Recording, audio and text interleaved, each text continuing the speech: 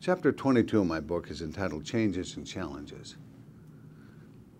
And I started by saying, I'm sitting quietly in the back bedroom. It's 7 o'clock in the evening and the house is quiet. It's a strange place for me to be. We don't usually use our guest bedroom, and Liz was in the other room. But I was spending time in that back bedroom, quietly. I was meditating. I was listening to beautiful spiritual music from a man named Kitaro, from my Sony Walkman headphones that we had in those years. It was in the middle of 1984, and guess what? I was sober.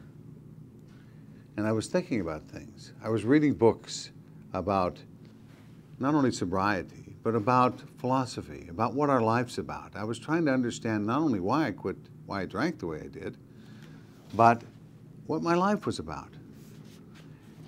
More than just the psychology of how my parents had influenced me, how perhaps being a trial lawyer, being a hard-drinking fraternity member, a gang member, how all of that affected my life, I needed to get in touch with something deeper. I needed to find out the questions that all great philosophers have asked, all historians have asked, that we all ask ourselves. Why are we here? Who are we? Have we lived before? Do we live again? Is there a heaven or a hell? What do all these things mean? And I was searching for answers. Within a period of a couple of years, I read 250 different books. Self-help, religious, Eastern religion, meditation, philosophy, psychology, trying to come to some answers. And I was coming to some answers. I was coming to some answers not only by intellectualizing it and reading the books, I was coming to some answers by going deep inside myself in a very quiet place that I'd never been as a trial lawyer. I'd always been full of stimulation, people, parties, work. And this quiet time that I was having was getting me more and more in touch with a deeper part of myself that I'd never realized was there before.